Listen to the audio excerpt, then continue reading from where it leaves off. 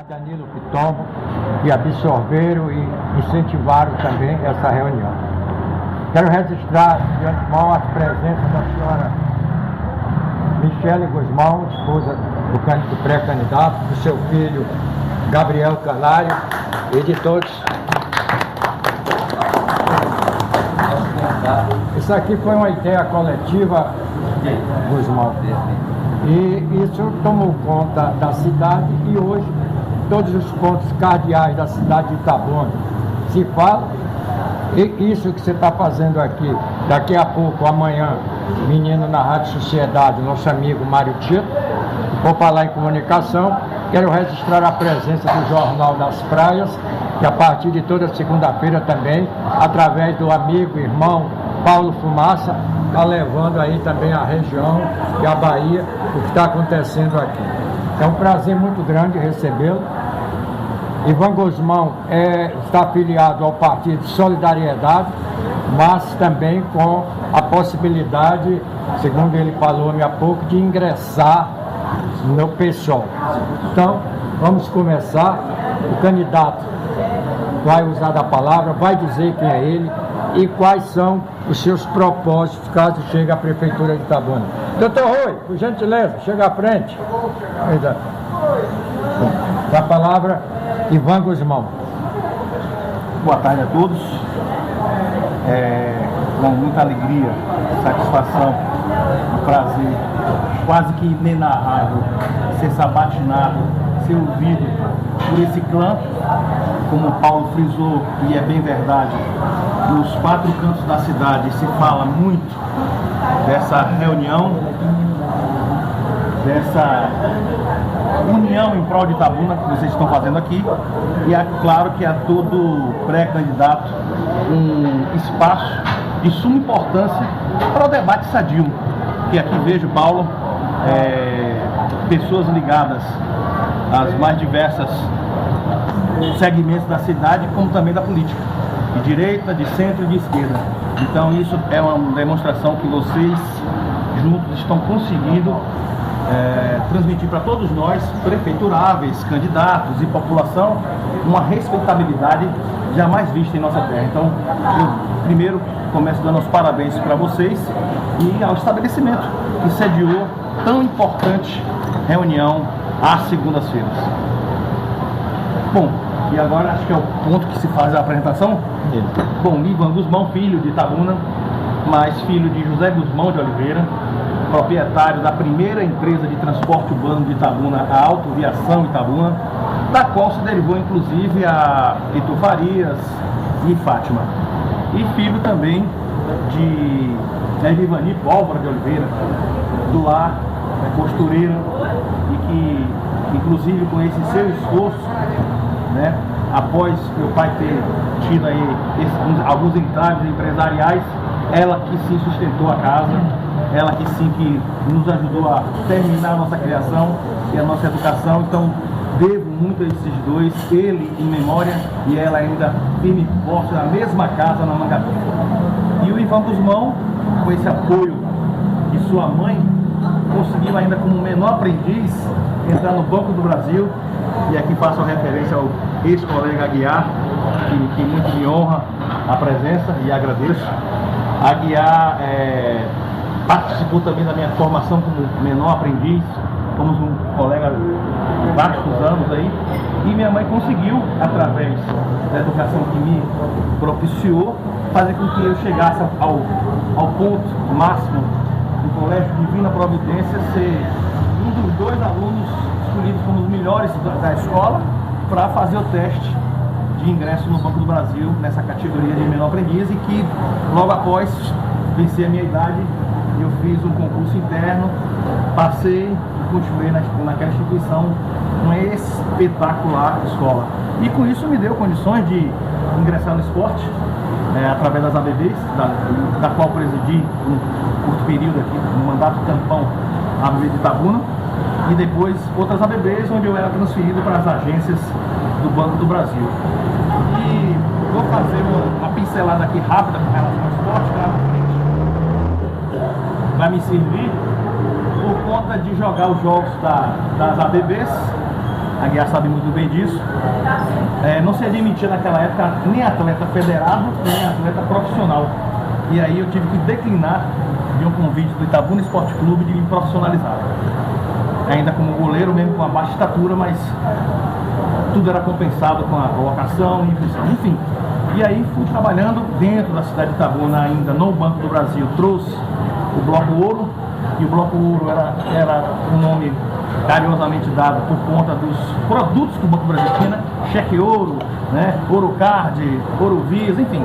Então o Bloco Ouro é um bloco carnavalesco, aqui junto com o Ricardo Xavier e demais colegas do Banco do Brasil, trouxemos algumas grandes atrações para Itabuna e na sequência eu saí do Banco do Brasil, movido por uma demissão voluntária, achando que eu tinha que andar em carreira solo e sofri bastante, que aí disputar o feijão de cada dia na carreira solo é muito mais difícil do que numa empresa qualificada como é o Banco do Brasil. E aí adquiri aquela área onde funcionou o Clube da Telebahia, que já estava fechado, fiz uma proposta essa que venci dos Correios e da Igreja Universal, mas venci porque não tinha o dinheiro em caixa, mas tinha a habilidade que o Banco do Brasil tinha me oferecido, e minha proposta ainda assim foi superior a essas duas organizações. E no decorrer, com a vida clubística, com outras atividades, como por exemplo a hoje que eu exerço, a de presidir uma associação de proteção veicular. Se assemelha muito com o seguro, mas tem suas particularidades. E hoje a Sena Proteção Veicular, que fica ali no Zildolândia, onde fica na descida da antiga escritório da CEPLAC, aqueles carros antigos, né? Naquela garagem aberta com um cartão postal estratégico, a Sena Proteção Veicular é a mais antiga da Bahia. Dada a nossa seriedade, as que eram mais antigas vieram a fechar, né? E nós nos mantivemos firmes nessa luta aí. Então, quem precisar de uma cobertura aí veicular, estou à disposição. Mas a política sempre me encantou, mas me encantou à distância. Eu marcava esse território, Paulo e amigos, à distância. Mas sofri, porque quis trazer para Itabuna uma competição automobilística, porque nessa mesma residência, nesse mesmo cartão postal, ali eu coloquei 8 Fuscas de corrida, preparados para a corrida, tematizados com os carros que a Ayrton Senna correu na Fórmula 1, para fazer uma categoria que no mundo não existe, ainda não existe. E fui muito contemplado com elogios, porque muita gente queria fazer isso, mas tinha receio de algum problema com marcas e patentes. Então eu consegui, mas eu não consegui colocar aqui em Itabuna. Buscamos a princípio aquele espaço da Parque de Exposições, entendendo que se faz uma corrida de Fórmula 1, como aconteceu esse final de semana agora em Mônaco, naquelas ruas super apertadas, por que não fazer de Fusca no Parque de Exposições? Então, junto com uma equipe de São Paulo, que prepara, que dirige os campeonatos de fórmulas, categorias menores em São Paulo, fizemos um estudo, fizemos um projeto e apresentamos para a Prefeitura de Itabuna, que me concedeu a permissão de fazer inclusive uma apresentação na Beira Rio para fazer as corridas lá. Então seria um grande movimento para a cidade.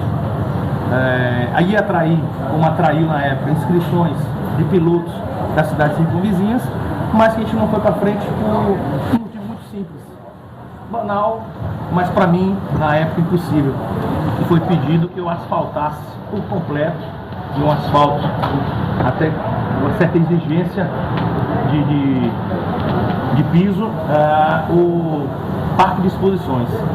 Então, na verdade, eu aceitei melhorar o piso, mas que com o recurso dos patrocinadores seria insuficiente a gente asfaltar como um todo. E recorri à Prefeitura, para que a gente pudesse fazer isso, até porque não seria só esporte dentro do Parque de Exposições, teria também as atrações culturais. E me foi concedido, ali na mesa com o prefeito à época, esse direito, essa concessão, que procurasse o diretor da FICA, mas a gente não conseguiu com o seguinte argumento: por se tratar de uma área privada, a prefeitura não poderia né, asfaltar aquela localidade. Mas para minha surpresa, na reunião que eles fazem da Expoita, o parque foi asfaltado pela prefeitura. Então fiquei muito entristecido, comecei a pensar em me desfazer dos veículos e me desfiz. Tinha o apego pela homenagem a Ayrton Senna, porque não sei se os amigos sabem, eu após 4 anos de busca, Brasil afora, consegui localizar um veículo histórico, que trata-se do Fiat Tempra Safety Car 1993, aquele carro que levou Ayrton Senna em sua posta, foi resgatar a Ayrton Senna na reta oposta, o carro dele parou, o público invadiu, e a direção de prova, preocupada, mandou esse carro resgatá-lo. E esse carro, não por coincidência, a própria Fórmula 1, através da FIA, divulgou um vídeo reconhecendo esse carro como o primeiro safety car oficial da Fórmula 1. Então esse carro tem duas vantagens incríveis, que é esse reconhecimento da FIA e a Ayrton Senna ter sentado à sua porta e gerado aquela imagem histórica. Levando esse carro a uma ordem estratosférica de valor. Antes da apresentação que eu fiz em Interlagos em 2021, era avaliado por uma casa de leilões que se interessou e eu aceitei a proposta de venda por 3 milhões de reais, mas que eu fiz o pedido desse carro se despedir aqui no Brasil. Era uma despedida com a nossa torcida de cenistas e você vê a Fórmula 1 tão rigorosa, passei 3 anos para conseguir isso. E só consegui porque mudou a direção. Entrou um presidente, um dono da FIA, e que ele é muito voltado ao espetáculo, e conseguiu, pediu que a gente levasse sim. Então eu levei por toda a minha custa, não tive nenhum patrocínio. Esse carro era para dar uma volta só, e quem ia dirigir era o mesmo piloto que dirigiu em 93, e era ali uma despedida de Ayrton Senna que a gente não sabia. E claro, que ele ia morrer no ano seguinte, e no ano seguinte ele correu aqui com a Williams, rodou e não completou a prova. Mas esse cidadão teve um problema familiar, teve que ir aos Estados Unidos, socorrer um filho, e junto com o Instituto Ayrton Senna a gente preparou todo um espetáculo. Mas era para dar uma volta só e eu não ia dirigir o carro. Fui contemplado, fui convidado pela direção de prova para dirigir, então eu dirigi esse meu carro dentro do templo da Fórmula 1. Era uma volta só, carros históricos partiram na frente, o nosso, um recuo, tudo combinado antes, escoltado, e foi um espetáculo. Quase 150 mil pessoas gritando o nome de Senna. Eu passava com o carro perto da arquibancada, foi muito emocionante, minha esposa me acompanhou. Não teve jeito, fui às lágrimas, ela segurou no meu braço, pilotando no Interlagos, rodar, ia ser um cachorro. Então, junto comigo estava a segunda pessoa da Segurança Pública do Estado de São Paulo, advogado do autódromo, fez toda uma filmagem e recebeu o comunicado que a gente poderia dar mais 2 voltas. Uma coisa realmente inédita, porque na Fórmula 1 é tudo muito cronometrado. E aí foi que a torcida foi à loucura, porque alguns que, quando o carro passava, não tinham entendido o que estava acontecendo, na segunda e na terceira foi um acionamento histórico. E esse carro partiu de 3 milhões para hoje ser avaliado em 10 milhões de reais. Foram fantásticos. Mas, antes de tudo isso, quando eu localizei o carro, a primeira coisa que eu fiz foi entrar em contato com a Viviane Senna, presidente do Instituto Ayrton Senna, e firmar um compromisso com a família do Senna. Se fosse qual fosse o valor do carro, esse carro seria doado para um hospital filantrópico na minha cidade de Itabuna, um hospital esse que não existe ainda, em memória de Senna. E tomara que muito tempo depois, em memória do Ivan Guzmão, mas trazendo para a nossa cidade não só a história desse carro, mas também esse recurso financeiro, para a nossa cidade, para atender os nossos. E por que um hospital? Porque desde o ano de 2005 eu já venho fazendo proposta de aquisição do Hospital São Lucas, junto com uma grande equipe que ainda permanece comigo até hoje, que construiu inclusive e administrou inclusive o Hospital da Bahia, na Pituba, em Salvador. E essa equipe traz consigo também não só o administrativo, mas investidores, e aí sim viria os recursos para comprar, reformar, ampliar e equipar o Hospital São Lucas. Só que acontece que não conseguimos lograr isso, e hoje a gente discute a possibilidade da aquisição do Hospital Santa Maria Gorete.